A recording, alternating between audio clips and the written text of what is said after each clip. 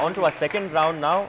It's called Power Play, where I will fire questions at both the teams. To team 1 first, to you, sir. General VP Malik, former Chief of Army Staff, said, God and soldiers are remembered only in times of crisis. It is an exaggeration because this country has a great respect for soldiers who are guarding the nation. Ex-servicemen have to go to the extent of burning their crutches, of returning their gallantry medals to the President of India just to get their rightful due, their pension. I think you're quoting extremes. I could also turn around and tell you, Sanjay, that there are women who have to literally almost immolate themselves in order to get justice, even from something as base as being raped. The laws of this country, yes, they do not favor the righteous, so to speak, but that doesn't mean that we don't respect or remember our heroes. There are some unfortunate instances, for example, like what you've quoted, but that's perhaps the exception to the rule. All right. To you, sir. The 10th anniversary of Kargil, I mean, there was such a war cry, public outpouring of greed, but the 10th anniversary of Kargil, the Prime Minister didn't go. But if it is largely remembered by the people, the media people, and then in the discussion, you know, in the college, in the school, in the public places on that, and one could see that, which means that is the greatest tribute a person can pay to the Kargil heroes. All right. Lalita, Major Sandeep Unnikrishnan, the brave young NSG commander who sacrificed his life at the Taj Hotel. The Kerala Chief Minister didn't attend the funeral, but later, after the media pointed it out, then he went there. First the sniffer dogs went to the house, and the poor man's father had to actually threaten to commit suicide if any politician entered the house. I'm a politician, and I have to admit that I am sometimes ashamed by the actions of my ilk. But the majority of Indians are not politicians. I am glad that I could say this. But you're a very different politician, I must say. But neither the Prime Minister of India nor the Chief Minister of Kerala I would hold up as you know, the ideal citizens of this country. So what they did was absolutely wrong. But fortunately, they are not the general Indian. And like my colleague said, I agree with him when he says that it's more important for us to live on in the minds and the hearts of the general people of India than the politicians. All right. I'm going to you, sir. Vinita Kamte, wife of Ashok Kamte, who was killed again in that encounter, had to use the Right to Information Act to get basic info about call details, call logs, about how exactly her husband died. I think he is being remembered by everyone in this country, and then this country has a great respect for those who died in the you know, Mumbai attack. I agree with you that you know, she has to apply for this, but she has to apply for RTI. I think it will take some more time for government to provide such information which are very minute, but I think we should go by, you know, the you know, we should go by the you know, the bravery exhibited by this lady and the whole family, and then they have taken it in such a way that it is a model to all in this country. This can happen to anyone in this country at any time.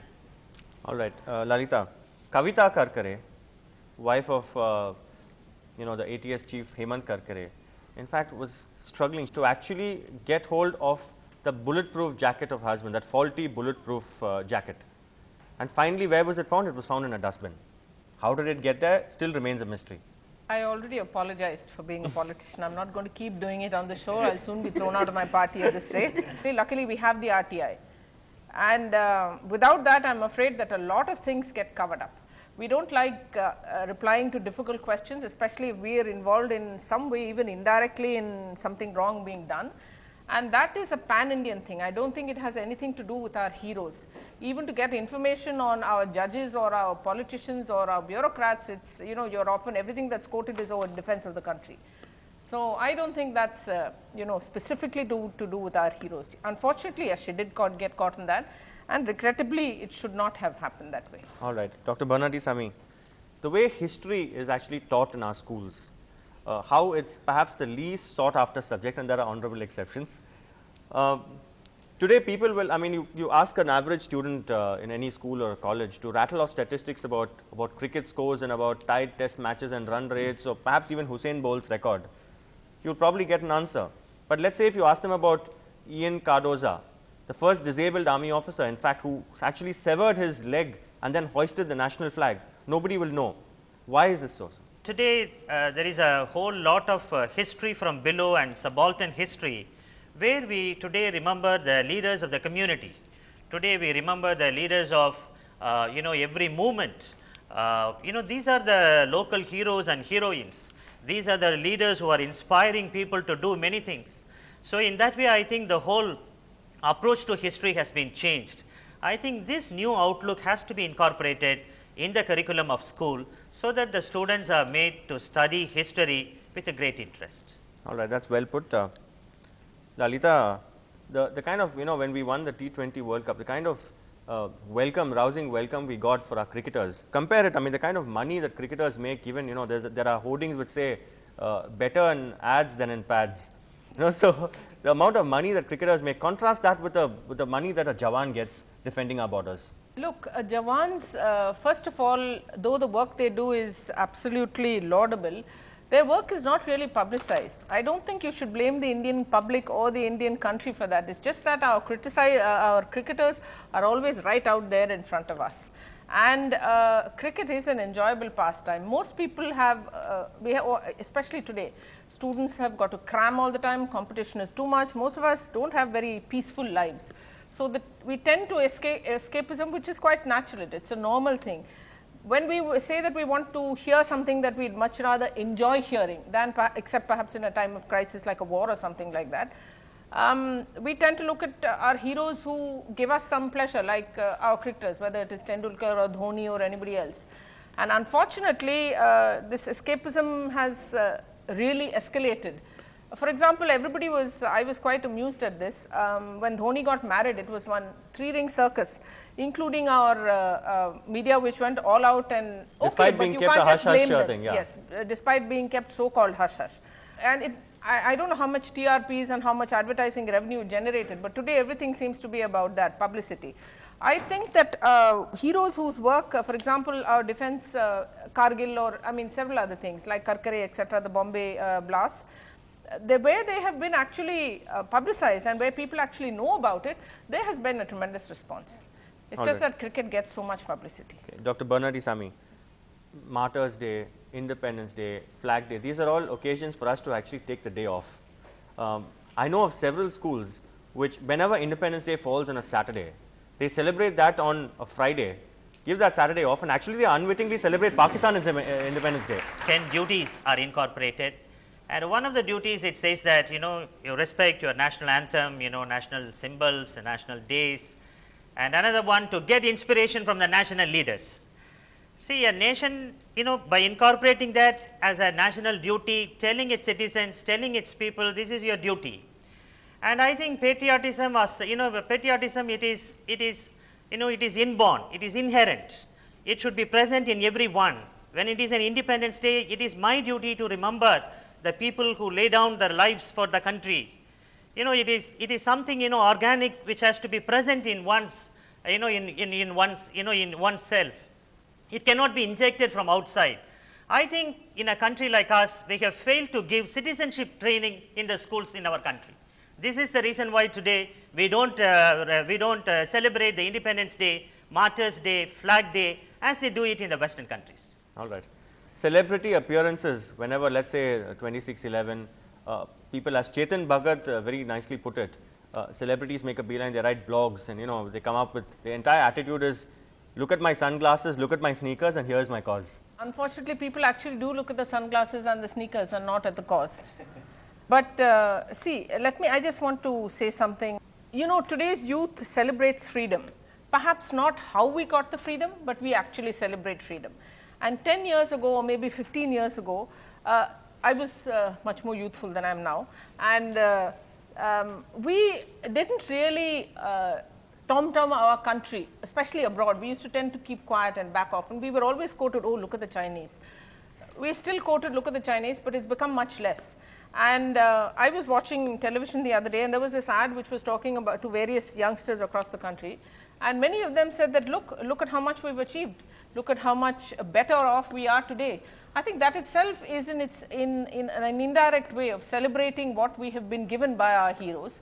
perhaps not by name, okay, people here may not know who Mangal Pandey was, but nonetheless, they appreciate the fact that people like these who have gone before us in the years, Rani Lakshmi Bai, I mean there are innumerable names, they actually celebrate the fact that there were these people who gave us our freedom. I think that is a big step forward. So post Kargil and you know, there was this public outpouring of grief whenever those coffins came back. So the common man in India, many would say, has been grateful and truly salutes our national heroes. It's only the politicians who stick out like sore thumbs. No. I think it is oversimplifying a complex thing. Sri Lanka, we were not allowed to send the coffins back because politically it would be incorrect. So we sent, we were told only full colonels and above, as though a dead body makes a difference. He ceases to be anything but a dead body. We were told ships were coming empty after unloading supplies. They said don't send coffins back. So I think it is much more complex. Here we have a system. I think the politician in our midst made it a very relevant point in her opening remark. What is relevant now is only remembered. And like her, I don't want to put the blame on young people. I am very clear the young people are not made aware. And who will make them aware? There is no system in place. So we don't have a memorial since 1947 for our soldiers in our national capital. The British have built one. When 1911, after the First World War, after the First World War, they built one. We are using it. Of course, there is nothing wrong with it. In Madras also we have one. But the Madras regiment, so many soldiers have died from this state. Does anybody know how many have died? I am sure the statistics is not available. All right. So I am not, it is the culture we have of, very rightly she pointed out, we have to use the term Gandhigiri to indicate what Mahatma thought, thanks to that movie. Otherwise, we won't even remember Gandhigiri. All right, Subbarao, taking off from Colonel Hariharan's remarks about, about memorials for our real heroes, of course, across the country you have memorials of political leaders. In UP, Mayawati wants to spend 380 crore rupees to build memorials for a whole lot of people, including Kanchiram. How is this fair? See, Sanjay, a politician has a mandate to rule for 4 years or 5 years. It doesn't mean that he can distort anything which has been there. Whatever you see today in Chennai, you go around any area of Chennai, you will find a lot of statues of those people who were in power sometime or who were not in power.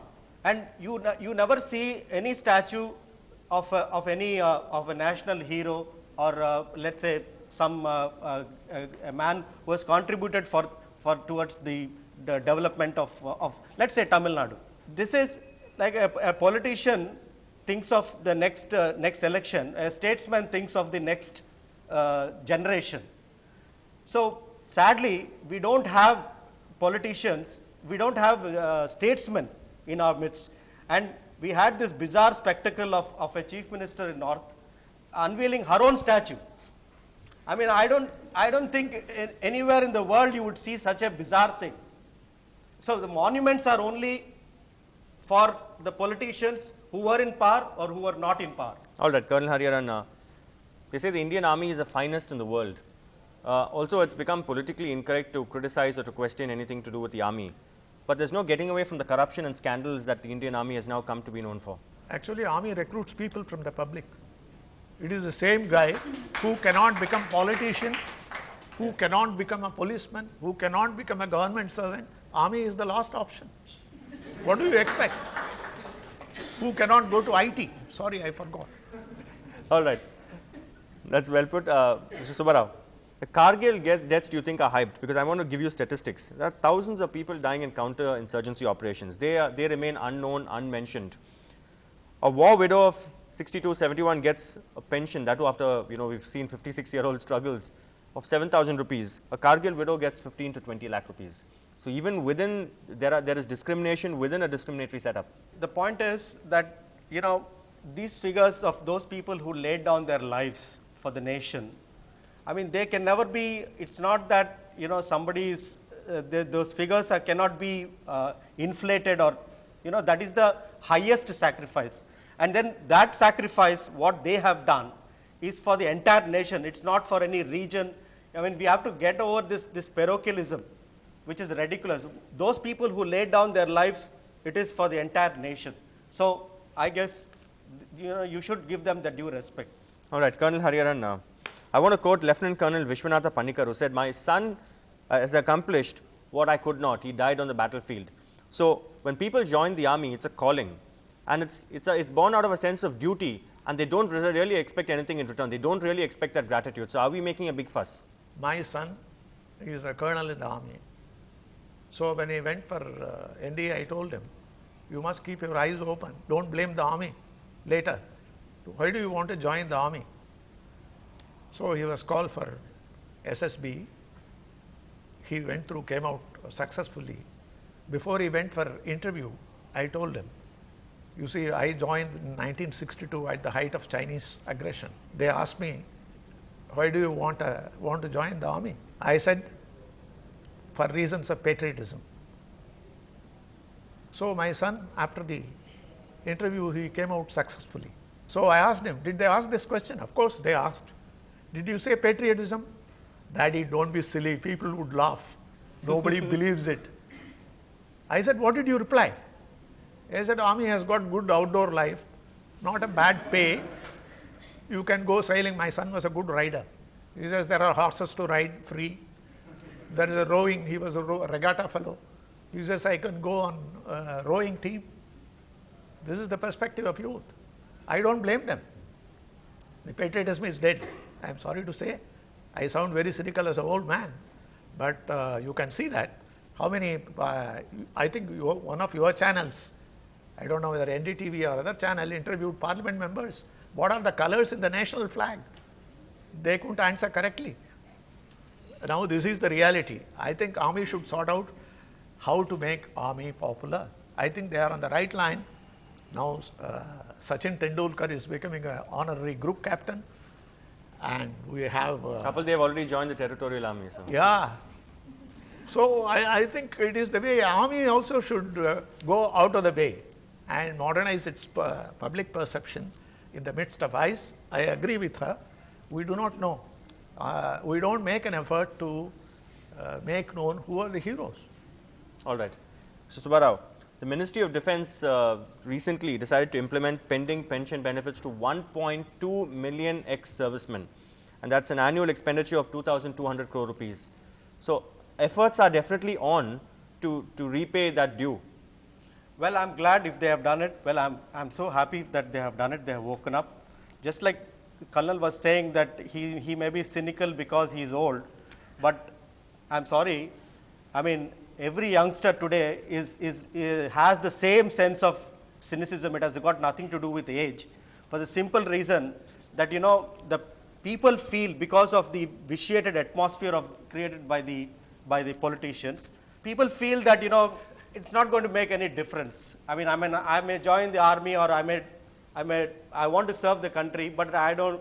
I mean, this is not going to make any difference to the nation. That's the kind of cynicism. All right. Colonel Hariharan, the paramilitary forces many believe are completely neglected. I'll give you examples because they are treated like stepchildren. In Kargil, all of Kargil, if I'm not mistaken, we lost 585 men. In Chhattisgarh recently, with a single Maoist attack, a single ambush, we lost 74 CRPF Jawans. No big deal is made about them. It's very sad. First thing is, whosoever is responsible for such bad leadership, he should be taken to task. Forget about honoring the dead. The guys who were instrumental for this disaster, that's what I would call. You have to professionalize. I fear that whole operation is not yet professional. Don't blame the same Jawan, same youth comes and joins the army or the police or the paramilitary. They are the same guys. How does one fight and the other doesn't fight? So don't blame them. It is how we train them. What is the perspective? What is the task? What is the objective? How do you execute? The guys were looking to find firewood to cook their next meal. They are poaching from the next door village. How do you expect them to fight? for whistleblowers, you have this new, the cabinet has recently come up with a bill to protect whistleblowers, because I think even whistleblowers can be categorized as national heroes, those who expose corruption at great personal risk without any institutional backing. Single individuals with the power of one who want to make that difference. Now you have a bill now to seeking to protect them. It's late, yes, but there are efforts on to ensure that those whom we need to look up to are given their due and at least some protection. People like Manjunath, in fact, that is the basis of all this cynicism, that you know, no matter what you do, you are not going to change the rot which is in the society. Well, something like this, definitely yes, it will go a long way in making people aware and then fight for the right causes. All right. Final question to Colonel Hariharan. This is what an ex-army officer who didn't want to be quoted told me when I spoke to him before the show. He said, I really wish a day comes when all those who seek to join politics are made to undergo at least a few years in the army. God help the army. I think it is oversimplifying. It is you see, we don't have a national security consciousness. I don't know how to tackle it. I suppose Professor Swami will provide a historian's perspective on this. We can have a chat after this.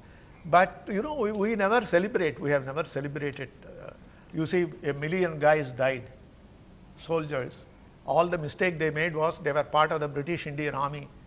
We refused to send a contingent to when the British invited our representatives to celebrate. Our chief had to go as a personal guest of somebody. And when heroes come, how does anybody know? A memorial is lying unopened in Colombo for Indian soldiers who died for Sri Lanka. When our Prime Minister Manmohan Singh went for the last Commonwealth, SAARC meeting, he was invited to open it. He didn't open it because he thought politically at that stage it would be incorrect. Now this is how we approach national heroes. Of course, we don't have a memorial here. I try to make an effort. Who cares? There are better memorials, countless. So when I talk about this, my blood boils, that's all. Old man's blood boiling, period. So I think it is, we should make a conscious effort. We have the Flag Day, December 7th. You see a mugshot of President, some school kids going and putting a flag. Forgotten. What is a Flag Day? Nobody knows. You see BBC on that day, it is called the Poppy Day. Everybody wears a poppy in memory of the heroes of 1911. And the Prime Minister is interviewed and comes. What is the media doing here? They are having a discussion on a topic whether we remember or not our heroes on our Independence Day. I don't blame the media because I don't think these things get TRP rating. This is regardless of whether this show gets TRP ratings or not, NDTV Hindu is committed to asking the right questions, to exposing the inconvenient truth. That's all we have on this particular segment, but stay tuned to this channel, because coming up next is a fiery round where both these teams, actually it will be a slugfest, but they take on each other. Stay tuned.